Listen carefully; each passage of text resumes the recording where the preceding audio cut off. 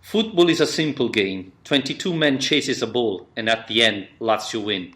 This is Lazio Lounge. At the Olimpico, early on in this Serie A season, it's Immobile! Superb penalty! Sends the Olimpico wild. Lazio in front against the new money of Milan. I think you'd have to say after the initial opening 10 minutes of the game, they've deserved it. They've been the better side. They've looked the more dangerous. Welcome everybody, another episode of Lazio Lounge. We are live. I'm Vittorio Campanile. With me again, Alistair McKenzie. Hello, Alistair. Hi. Can you hear me? Let's hope so. Let's hope this time it works. Yeah. Well, I was delighted to see that in the poll you put up earlier, at least 2/3 of our listeners want to hear me. I was going for more than 50%. I would have been happy with. So here we are. Well, this time we should have fixed the problem. Anyway, we are live, so if you see problems, don't hear one of us, well, please write us. And of course, ask us questions live on Twitter, on Facebook, on our Spreaker channel, because we are going to reply live to you. So if you have any type of question, we are here. Shall we start with the 30 seconds? Yeah, sure, let's do it. I'll go, you go, you're ready? You know what, I always say you can go first, so I'll go first this week for a change. Okay, let's go. Okay, so my 30 seconds today, I think I want to bring up Nani, because he scored his first goal, obviously, for Lazio today. Very nice goal it was too. He also got an assist from the bench, so we talked earlier on this week about the fact that his performance against Bologna was more of a suggestion about what he can offer this team. But I think it's got to the point after today where it's actually going to be from now on a bit of a headache for Inzaghi, because Nani's played so well in his last couple of games off the bench that soon it's going to get to a point where he's really demanding to be selected from the start. So it's great to see Nani finally kind of seconds, fulfilling his potential. Not 1 hour. There we go, done. Anyway, you were good enough. I think Nani is a very interesting discussion. I was surprised again by his performance. I was surprised that he didn't start it, but I think we're going to talk about this later. So I will start with my lovely 30 seconds. My 30 seconds is going to be on Lucas Biglia instead. I want to change a little bit things. He played against Juventus, another terrible performance. He was sub. All San Siro whistle him, and it's funny to see people, journalists that just 1 month ago, 2 months ago was saying about how good signing Milan did with Biglia, now saying that he's rubbish. This is football. You change scene and you don't perform as well as before. Things happens, but I mean, this tells you how much football can change. You know, I think Biglia is still a good player, but maybe it's not that great player that people said this summer. Yeah, I think it's another one of these moves. It kind of reminds me of Hernandez leaving Lazio, where actually at that stage and the price we got for him, it's in retrospect turned out to be very good. And I wouldn't be that surprised to see the same thing happen to Biglia that happened to Hernandez as well, where he kind of eventually kind of slides further down and finishes his career, because it's really not going well for him over there, but it's not going well for many players, I suppose. No, it's difficult. It's a tough situation, and let's hope they don't turn it out, because it's going to be a fight for the 4th place, I think, between Lazio, Roma, and so on. So taking out Milan will make it easier, I think, for Lazio. But let's talk about the match of today, Benevento-Lazio. We said it last Wednesday. We were expecting a huge turnover, and instead it didn't happen. Nani didn't start, and the same team that played against Bologna was in the 11th starting today. Were you surprised? I was Surprised there weren't any changes. I mean, I said on Wednesday that I thought Inzaghi might make 2 or 3 changes, but I didn't expect him to kind of rotate the entire team. And I think that's because it's clear that the league games are going to be very important for Lazio, and more important than the group stage games in the Europa League. So maybe perhaps also the fact that Benevento changed their coach may have had an impact on it, because obviously teams often have a kind of bounce from getting a new coach in, so he might have been more wary. It's an away game as well. So yeah, I mean, I was surprised that exactly the same team played again only 3 days later. But I think that the decision is more than justified, because in the end it was a good win, a very big win. And the only other surprise again, I suppose, by the end, Vittorio, was that Ciro Immobile was on for the full 90 minutes once more. Yes, again. I don't know. I was expecting a little bit, at least, of turnover, especially seeing the performance of Nani against Bologna. I thought he could start. My impression, and I don't know if you or the people watching us who saw the match today had the same impression I had, was that the team was really tired in the second half. Yes, Benevento tried to push a little bit more, but I think the difference was that Luis Alberto was really tired, and as him, all the rest of the team. That's why Lazio struggled in the second half, and I think it's the same reason why Lazio struggled against Bologna Wednesday. So that's why I expected a little bit of turnover, especially now that you have Nani that proved to be good, Caseido, Murgia, etc. It was a little bit a risk, because you saw that Lazio was tired in the second half, and this could have changed the match. So, don't know. Yeah, it's something I brought up while watching the game earlier. The fact that the second half was another dip, which is the same as the game against Bologna in midweek and at Cagliari. Obviously, Benevento in the end, it didn't do nearly enough to try and threaten to get back into the game, but it has happened three games in a row now. So I don't know if it is fatigue. I wouldn't be surprised if it's fatigue, because it's the same players who keep playing. But it's kind of surprising to see it happen again and again. But then again, to dip off in the second half and still come away with such a comprehensive win is quite impressive. It's just, it's something that Inzaghi was asked about after the game, and he did kind of admit that it is a bit of an issue that he has to have a look at.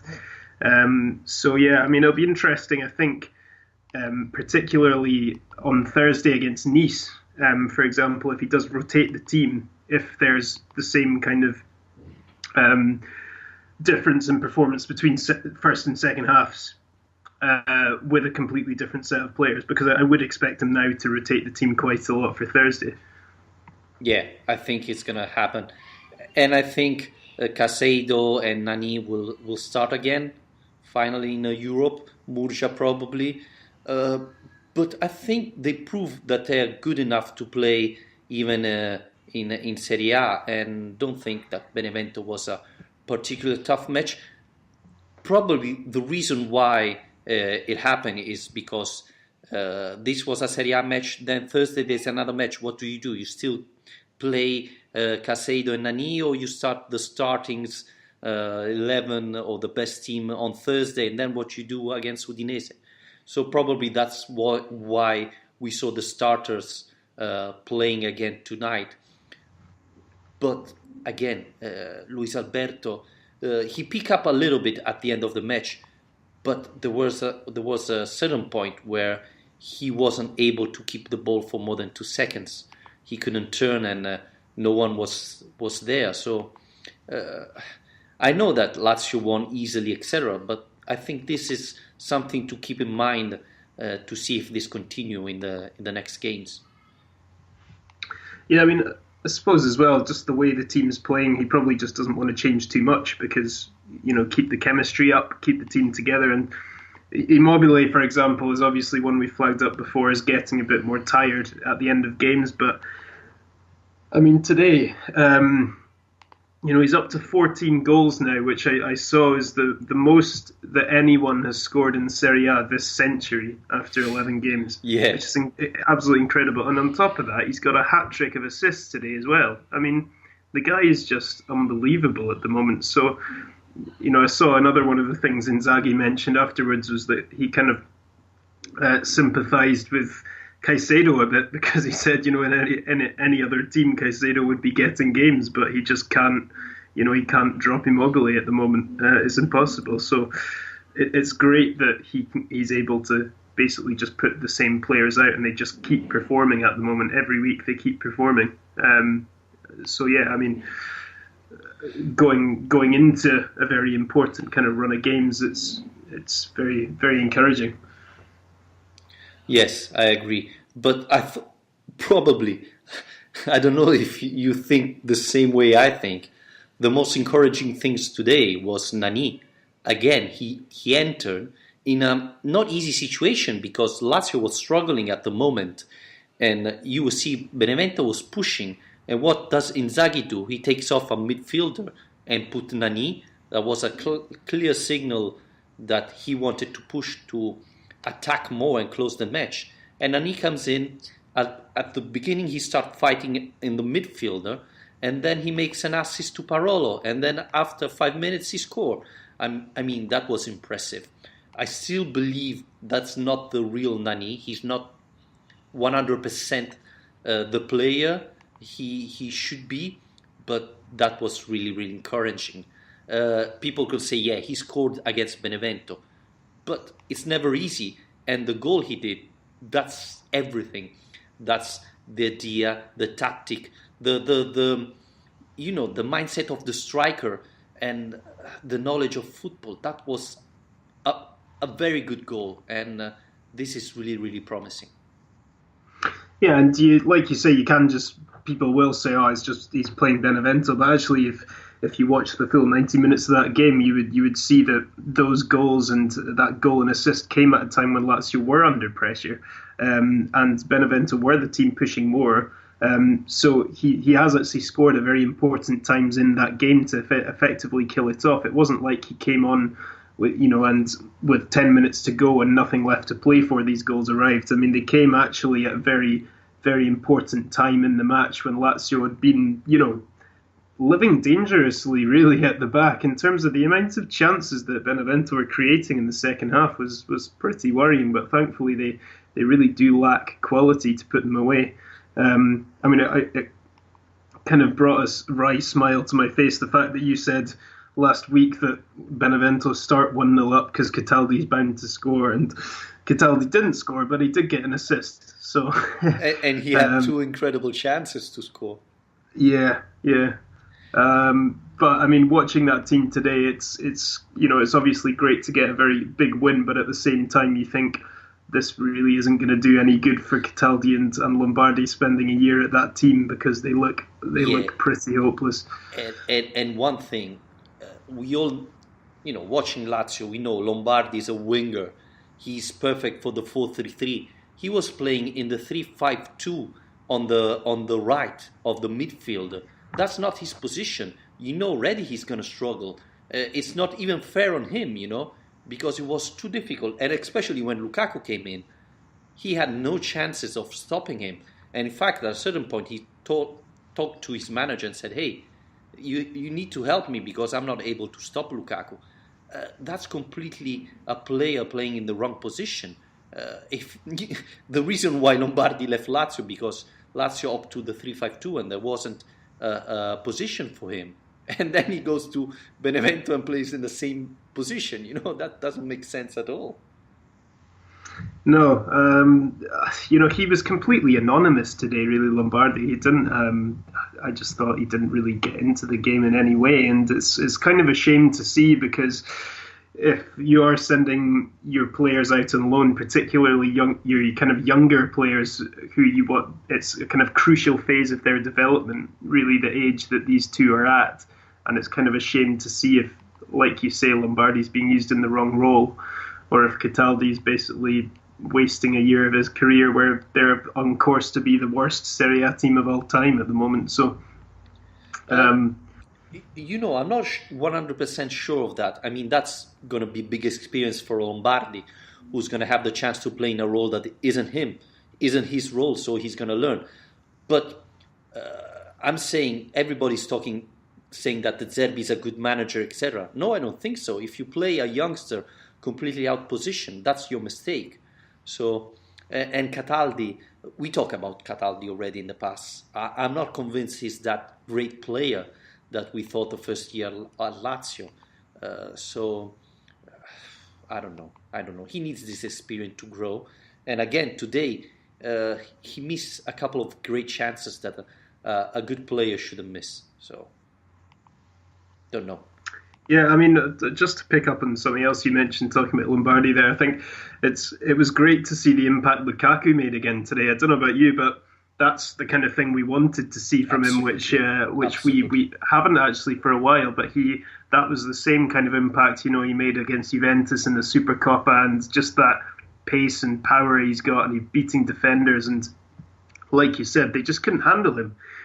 I mean, that's when he's at his very best, really, in that kind of attacking sense, offering a real threat. And he didn't end up getting contributing directly to the goals today, as far as I can remember. But No. But still, just is definitely at that stage in a game, he's such a useful weapon to bring on and terrify. Absolutely. And I think he did those 2 runs when the team was too tired.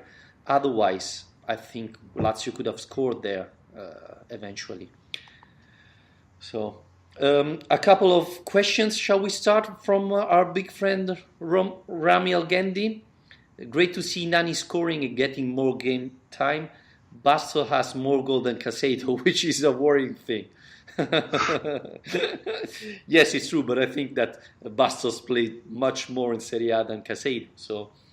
Bastos has more goals than most Serie A strikers at the moment, I think. Yeah, I totally agree.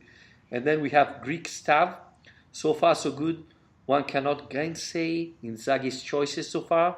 He used the Europa League matches successfully to give playing time and confidence to Caicedo, Nani and others. Result and performance has vindicated him so far. You agree? Yeah, I think that's spot on. I mean, like he says, you can't really criticise Inzaghi, for example, for not rotating today, or for the way he's kind of used his team. So because they just keep winning, it's 8 wins in a row now, and the Europa League win. Like I said at the time, that away win against Nice was one of the most encouraging things I've seen this whole season, just because it was such a second-string team and so many changes, and tactically as well as in terms of selection. So yeah, I mean, the next big test is again this Thursday against Nice, and that'll be very interesting, to see if they can repeat that performance, and if he does decide to do the same thing again, which I expect he will, having seen the team he picked today. I reckon he'll put faith in the same kind of team that played Nice last time, and like he says, you can't criticise him because he's been vindicated by the way this team's played every time. Yeah, absolutely. And I believe on Thursday we're going to see a big change. But, you have confidence. You saw what happened last time Lazio played Nice, and it was even away. And the performance was really, really good. Again, sometimes, I don't know if our friends hearing us thinks the same thing, but I'm a little bit sorry thinking that Murgia is there on the bench, having little chances to get in on Serie A. He deserved probably to play more, but it's difficult to make some changes, seeing how the midfield is playing in the last four weeks or so. Leva is picking up. Milinkovic-Savic is always dangerous. Parolo again is very good. So he had few chances, and he only has it in Europe League, I think, this season, for the moment at least. Yeah, I mean, it's a similar kind of debate to what we were just saying about Cataldi Lombardi. It's such an important time of his career to be playing regular football, and I suppose that the good thing is that we do have these 3 competitions, so as long as he is being picked for the Europa League games, then he is getting an opportunity there, and as long as I think Inzaghi's rewarding people for having impressed in the chances they've got, then that will kind of give more incentive to the rest of the guys who aren't actually in the team at the moment. So it'll be interesting to see if Nani now forces his way into the team, into becoming a first choice. I think the Derby selection, that's going to be the really interesting point. The team that he picks for the Derby, because obviously that'll be the absolute, what he regards to be the absolute best 11 he's got. And the only thing I can imagine changing really between now and then would be Nani or Lukaku forcing their way into the first 11. So, but yeah, in terms of Murja, I think he just has to do what those two have done and just make the most of the opportunities he gets. And eventually, there are enough games in this season that he will be able to get Serie A matches under his belt.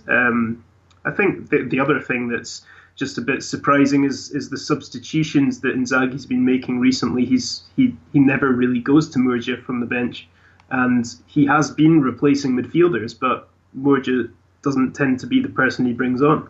When Milinkovic-Savic came off today, when Lulic came off today, and both times he's gone for attacking players rather than bringing on a player like Murja as a kind of direct replacement. Yeah, I think that was a signal to the team to say we have to attack to win this match. But yeah, I mean, everybody believes that Murja deserved to play more. And again, today I was there hoping to see a yellow card to Lucas Leiva, because if he gets a yellow card against Udinese, then he will miss the derby. So I was hoping that he was getting one today. Don't know, if the situation is this, would you play him on Sunday against Udinese or keep him on the bench?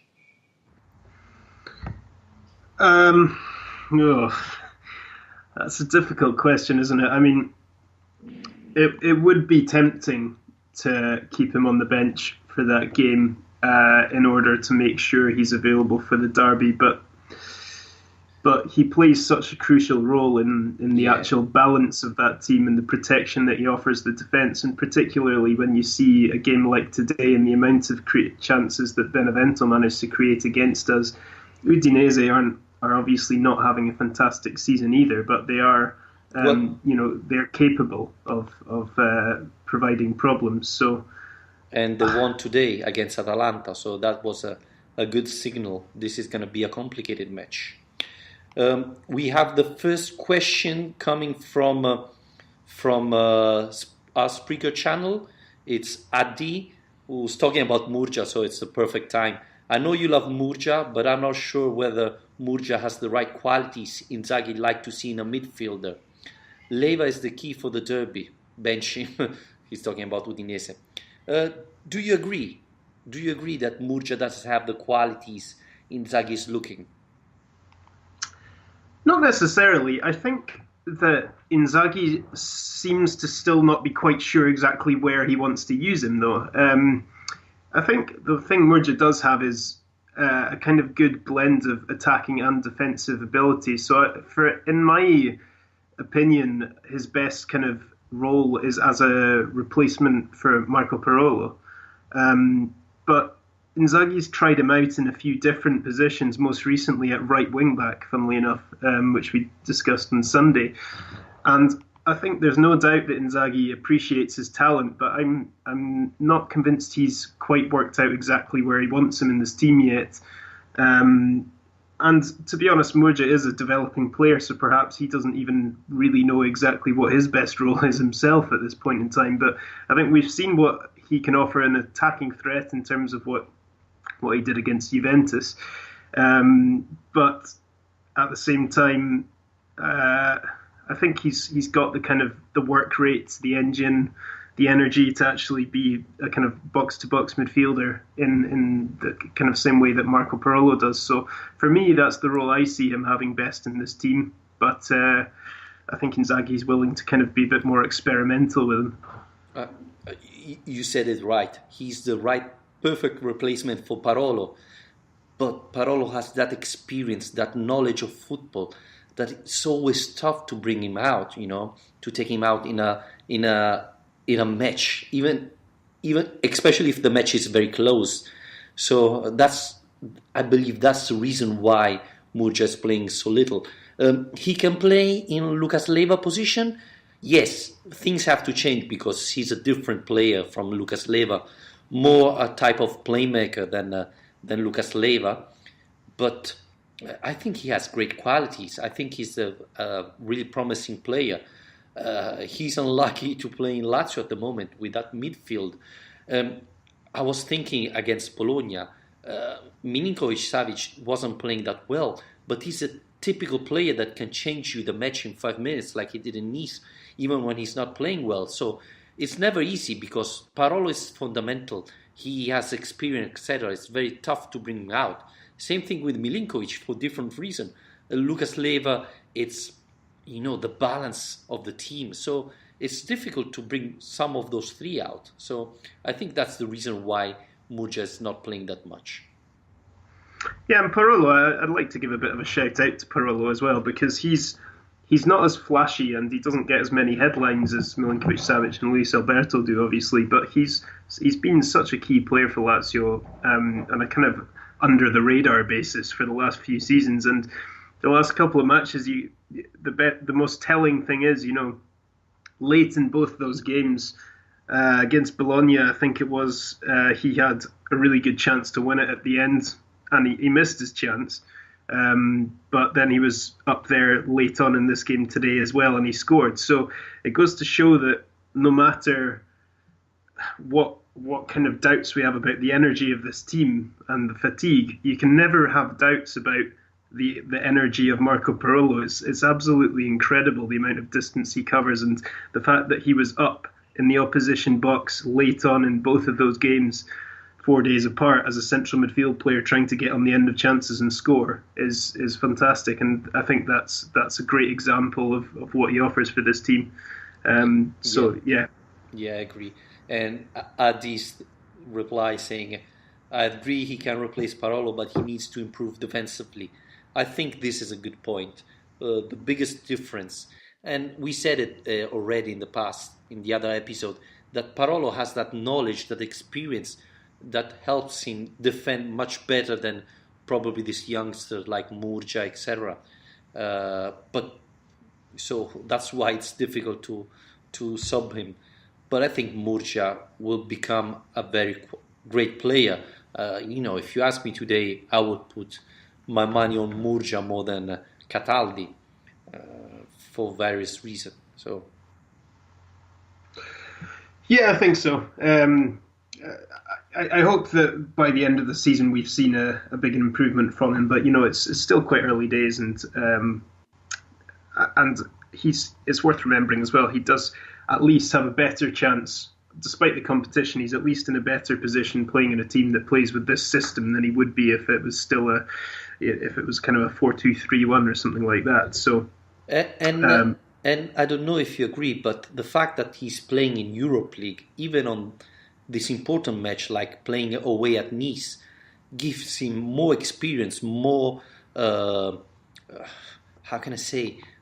feeling more confidence of the manager that prefers, instead of putting him in the last 10 minutes of Benevento, making start against Nice, that for the Europe League was a very important match. And I don't think that Inzaghi wants to give up Europe League, at least not at the moment. So I think that's very important for a young player like Murcia.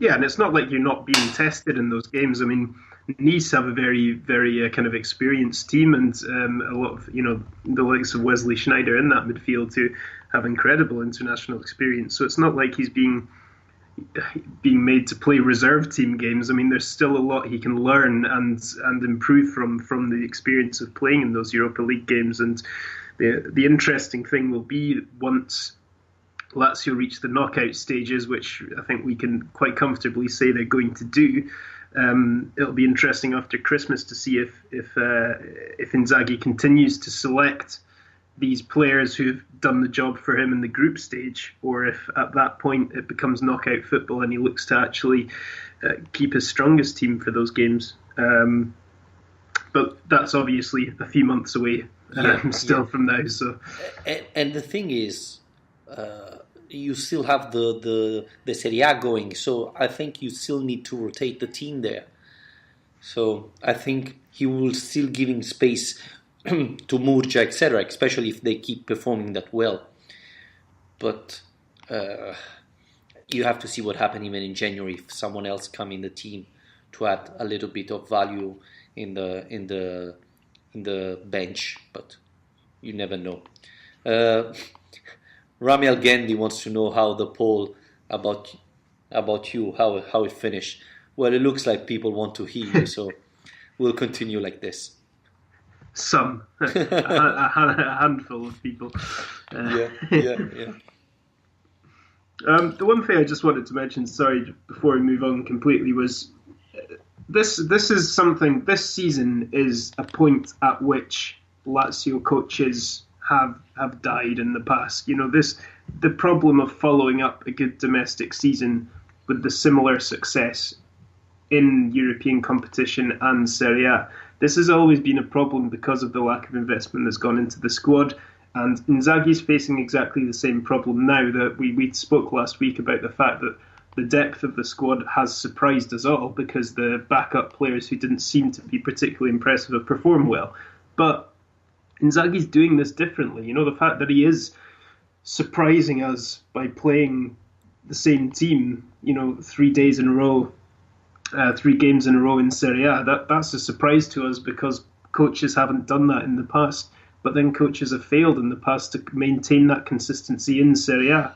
So he is doing it a bit differently from his predecessors, but how many times have we seen Lazio follow up a good season with a bad one because they couldn't cope with the demands of playing in both competitions? So I think he's very smart with the way that he is approaching this by realising that Serie A should still be, certainly at this stage, the absolute priority. Yeah. One thing very important is in the past we were used to see a Lazio team very tired with a lot of injuries. Now last year, the first full year of Inzaghi, this didn't happen, and it looks like even starting this season the players look more fit than in the past.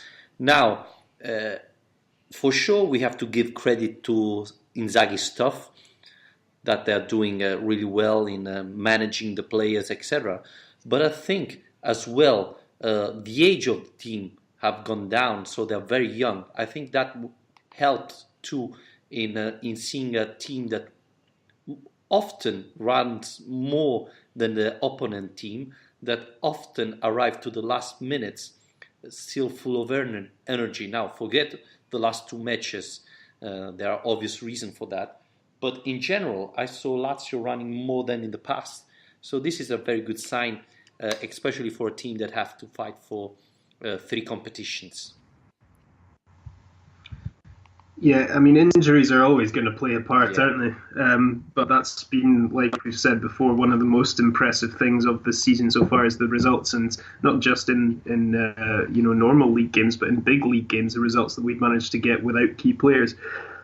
And again, like Inzaghi mentioned after the game today, we've still got Felipe Anderson. We still haven't seen a single minute of him this season, and he's the star man, really, or at least has been in the past. So having someone like that who's yet to even enter the team is just it's quite an exciting prospect. But it's gonna be interesting to see where he fits. Do you take out this Luis Alberto, and you already see that Nani deserves to play more, but it's difficult. There are so many good players there, and not enough matches probably to make them all play. This is simply incredible.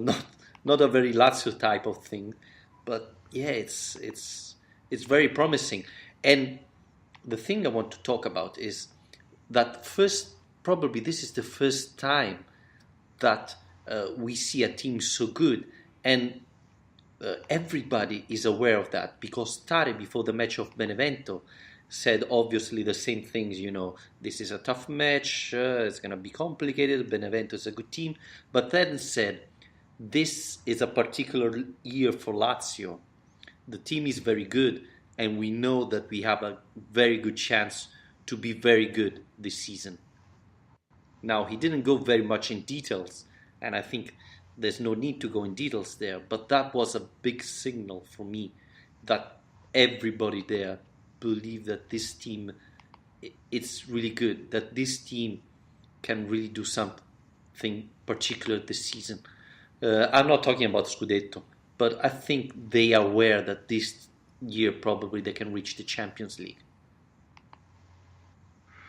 Yes, I think that has to be the objective, and it's definitely a realistic objective. What will be interesting is when we get to January, if we're still in a position like this, if they do look to invest and help Inzaghi out, because although we were just talking about the amazing array of options he's got in midfield, there are a few other areas of the squad where he might want a few more quality players to come in. And January has not been historically a good time for Lazio in terms of their transfer business. So it'll be interesting at that stage to see if it's something that they're going to try and take more seriously, or if they're just going to kind of leave the squad exactly how it is. Yep. Addi's saying that Immobile is not resting because he has an agreement with Inzaghi that he will play every single game in the league because he wants to be the top scorer. Could happen. He's the top scorer now. Could be a reason. I wouldn't be surprised to see Immobile start every game in the league. I think the only thing that surprised me was that he, at no stage in the last 3 games, has been taken off at all. I mean, when the game gets to 4-1 today, for example, even for the last 10 minutes or something, it's you might expect him to be taken off, but no rest for him. So I don't have any problem with that as long as he can continue doing what he's doing. But there's no sign of it abating at the moment, no sign of him slowing down. So I mean, again, like the comment we had very, very much at the start, you can't criticise these decisions because it's paying off every time. I thought against Bologna, Immobile was a little bit tired. He was really unlucky in the first half, but then a little bit tired in the second half. But, he scored the double of the goals of Dzeko, and everybody's talking about Dzeko. So, it's hard to criticize a player like that. Well, it's hard to criticize Lazio at this point of the season, I think. We are third, same point of Juventus.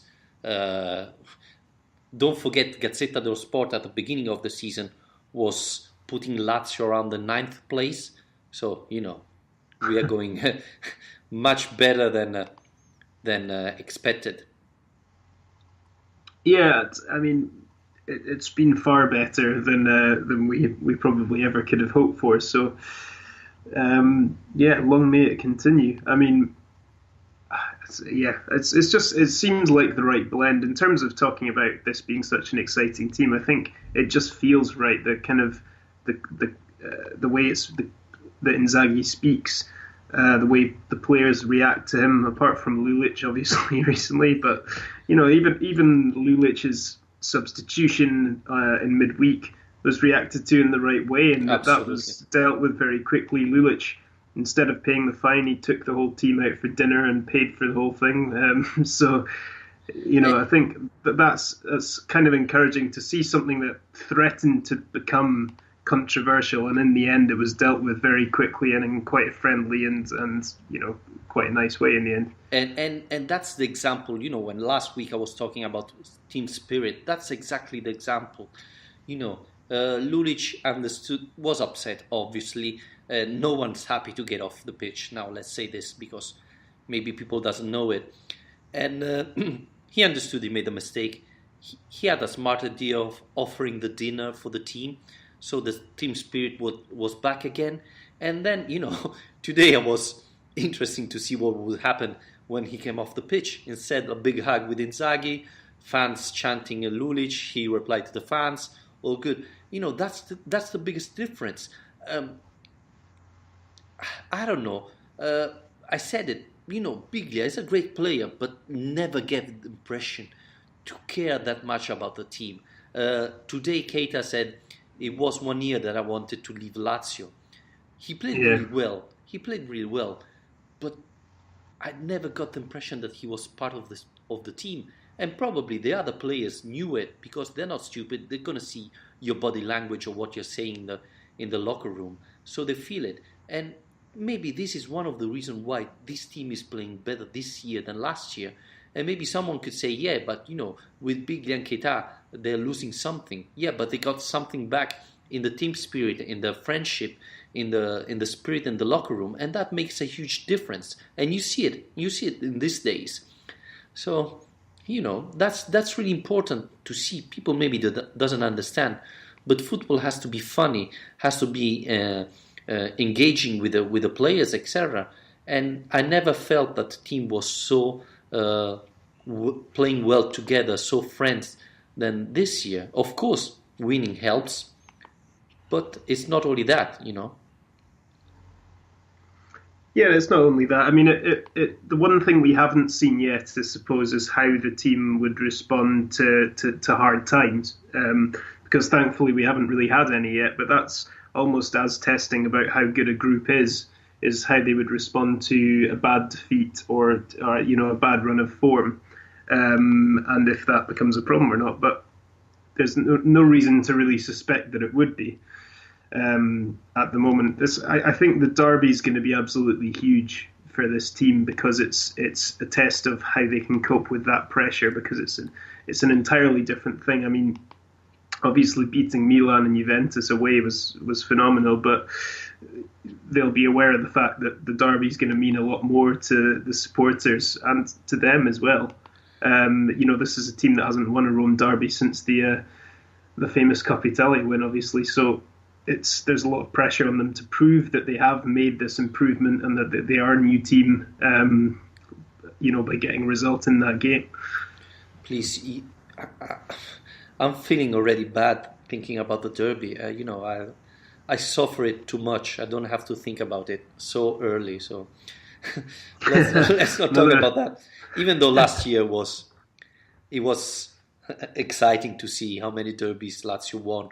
Even the one that they lost in Coppa Italia was good enough because Lazio went through. But yeah, derby is a different match. Everything can change. Probably this is the first time that in the last year that Lazio comes to a derby that it's in a better shape, probably a little bit better than Roma, I would say. But derby is a completely different match. Everything can happen. Yeah. So, that'll be a really crucial point. But sorry, I shouldn't have brought it up. We've got another 3 weeks or so.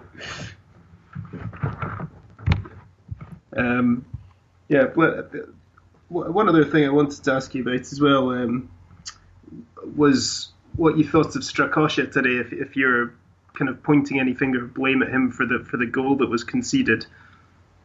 He made an incredible save before, and then he could have done more. Absolutely, I thought that Bastos in front of him didn't allow him to see the ball, so that's why he was surprised. Obviously, he could have done better, but I think overall he had another very good match. I know you don't love him too much, but I thought he's still a very good player, a very good goalkeeper, and he could have the goal could have been he could have done something better. But seeing from the back, you can see that there's Bastos and another defender there that doesn't allow him to save it. So I just saw a comment coming through. I think I need to clarify what I was trying to say. Rami Algendi is saying, did I just say we haven't won a Rome derby since the Coppa Italia? And what I was trying to say was the length of time that we hadn't won a derby until Inzaghi came in, I suppose.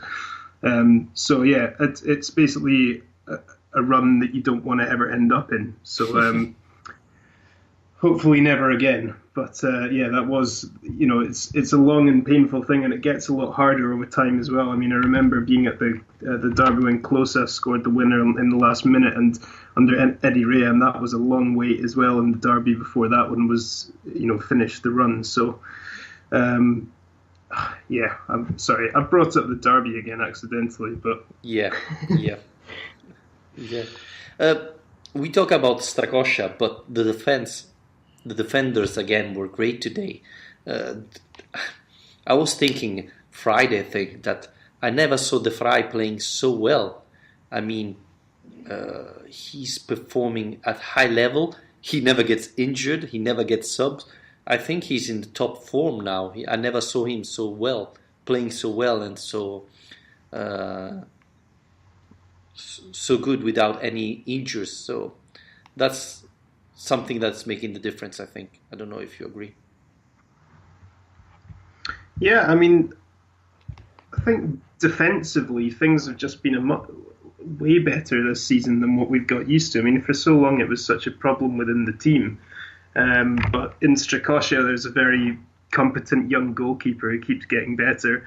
And with the back three that we've got, Bastos has been superb, obviously, but Radu, again, sung his praises a lot. And yes, Stefan de Vrij, the fact that he's not getting any injuries, well, touch wood so far, has been fantastic. So once, Wallace comes back, and he's someone I'd like to see a lot more of. It's quite hard for me to really say still what kind of a player he is, because he's had some very good games, but then he's made some very high-profile mistakes as well. So it's still a position, though, I think in January I'd like to see somebody come in if possible.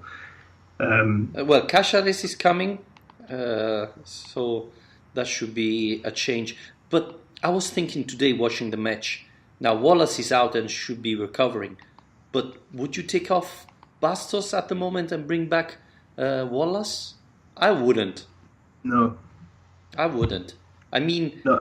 He's a good defender, but Bastos at the moment is terrific. He's playing so well, Of course. Yeah, he's another one who's taken his opportunity, isn't it? I mean, he wasn't the kind of first choice beforehand, but I think he kind of has to be now, because he's been defending very well and also scoring goals at the other end, so you can't really criticise him.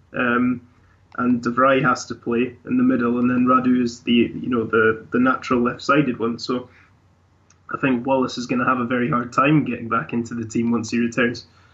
Maybe Inzaghi will start turning a little bit more the defenders, giving a rotation there more than he's doing now. Well, now probably he's not doing it because he doesn't have that many chances, because he hasn't got a lot of players available. But maybe when Wallace come back, there's going to be a little bit of rotation. I don't know.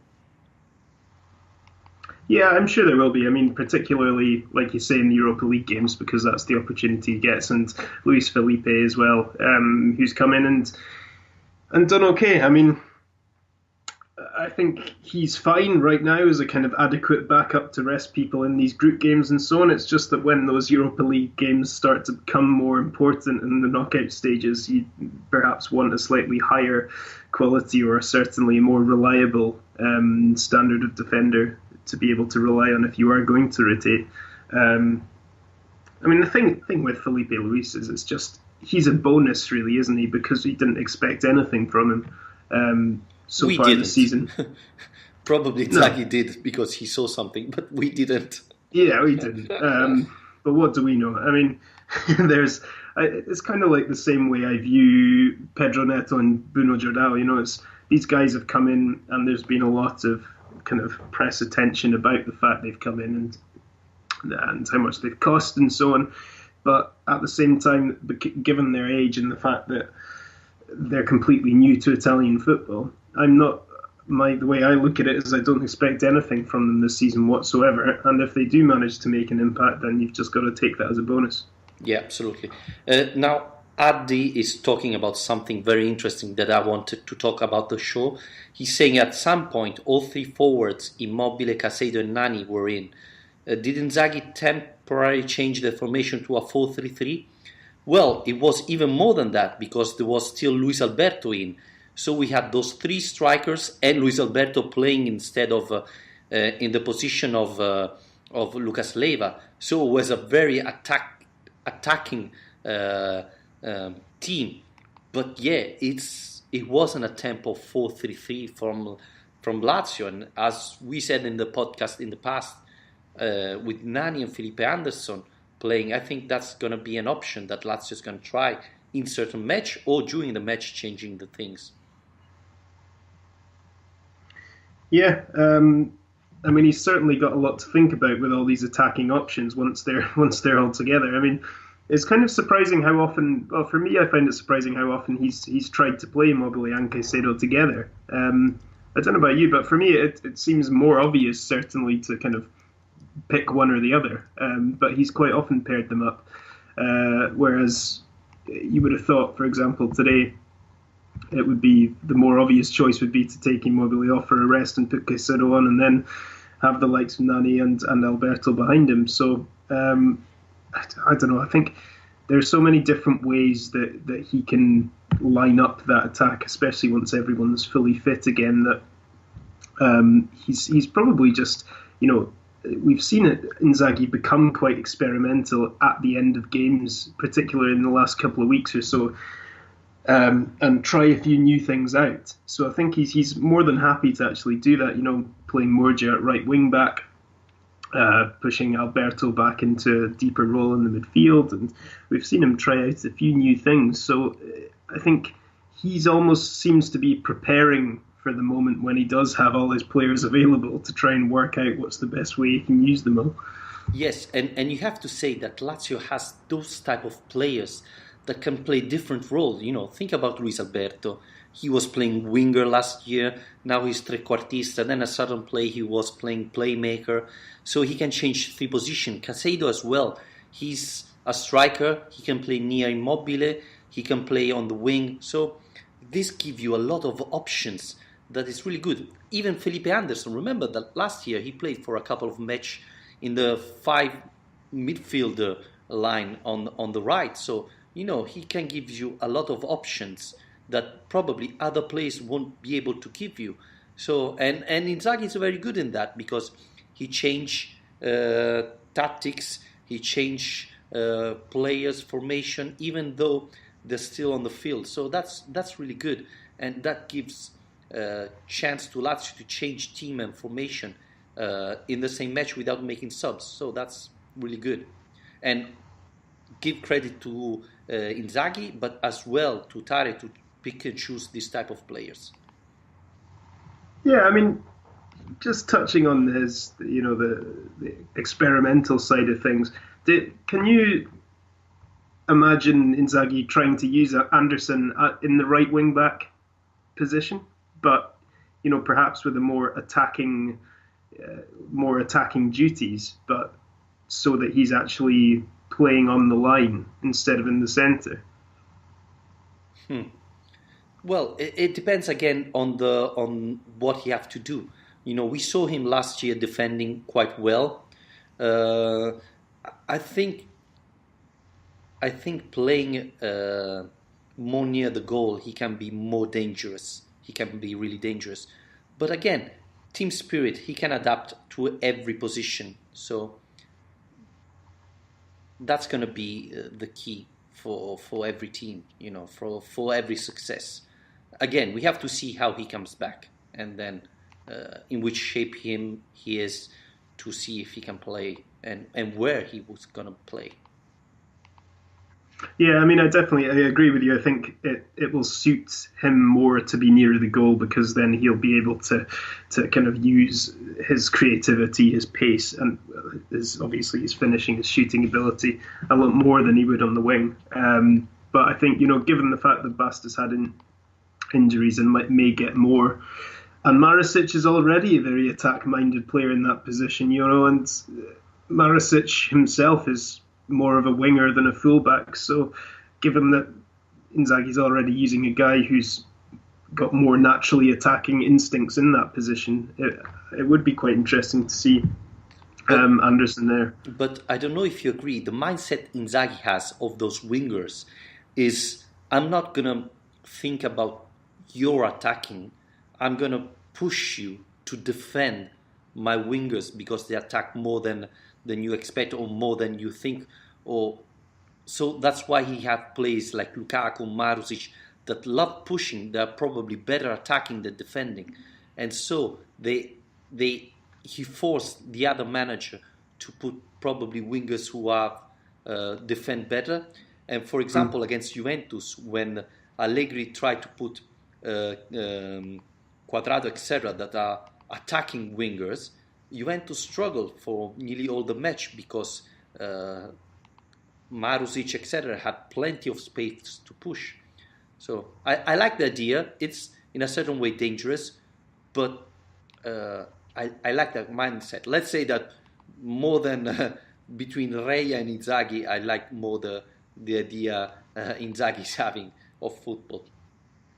Definitely, yeah. I mean, you saw that today in terms of the attacking kind of potential of the wing backs in the goal Marusic scored, because that goal was created entirely by the two wing backs and Immobile, basically playing almost like wingers. You know, it was Lulic cutting on the inside, giving it to Immobile, cuts back, and Marusic is there at the back post. So, you know, Lulic and Marusic playing that high up the pitch, they're not afraid to do that. And like we've said before, they're not afraid to do that as well because they know they've got the defensive cover in behind them. So, I mean, it must be an absolute nightmare to try and defend against because you've got the threat coming from those two on the sides, but then the actual creative threat behind Immobile in the midfield is an absolute nightmare for teams to try and counteract. So it's a great model. You know, it's a really, really good tactical blueprint he's put together here.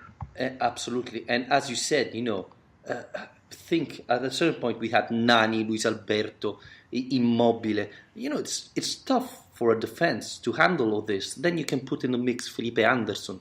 You have Lukaku with the power, etc. I mean, it's exciting to see, and yeah, you have to think about defending, but at the same thing, the other team has to think, how can we manage to handle all this firepower they have? So it's exciting to see, and I'm really looking forward to see what's going to happen when Felipe Anderson come back. And you know, I like Nani playing like that. Yeah, and like we said at the very start, it's going to get to a point where Inzaghi has some very difficult decisions to make because Nani can't be ignored for much longer if he's going to make that kind of impact. So yeah, exciting times ahead in the next few weeks. Yeah, absolutely. It's going to be exciting. I hope Nani is going to play this Thursday and prove us that he's still improving. Were you thinking that one of the two Portuguese would have come in today? Not necessarily, because I think it was still a very difficult game until quite late on. You know, it wasn't, obviously by the end of it, the scoreline was quite heavy in Lazio's favour, but I think it wasn't until quite late on in the game that Inzaghi would have been completely comfortable with it. I think I saw him in his post-match press conference saying that even at the game at 4-1, he still wasn't very comfortable with it. So I think in order for him to give time to those teenagers, it's gonna have to be either in a game, for example, like Zulte Waregem in the last group stage game where there's actually nothing to lose, or in a situation where he's completely comfortable with how things are going. I don't think he'd be quite up for testing out completely untested young players like that when he doesn't really know exactly that he can count on them to do the job. Yeah, we have Patrick Bowman who tries it again. What could Tare do if he had money, or is he a low-budget specialist, or is it all Inzaghi? I don't think it's all Inzaghi. Lazio has some money to spend this winter. I don't know if they're gonna spend it, but you know, seeing what he did this summer, I think Tare with a little bit of cash could be really, really cool for Lazio. I think he could make a couple of very good signings. Yeah, definitely. And I think as well with Tari, obviously he has picked up some very good bargains and some not quite so good bargains. But the times when he has spent a bit more money, for example, Milinkovic-Savic arrived at the club for over 10 million, which is a quite a large sum for Lazio to spend. And at the time, he was coming from Belgian football, and he had a very good reputation, but there was no real way of being completely sure what kind of impact he was going to make. And obviously under Pioli, he struggled a bit to begin with. But looking at that move now and that money that was spent, it's his value.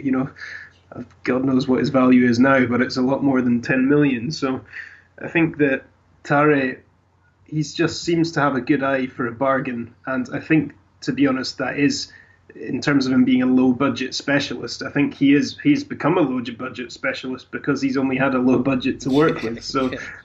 who knows? I mean, if he went and worked for a Premier League club and had 30 million to spend on anyone he likes, then it might be a bit different, because you're talking about a completely different market of players.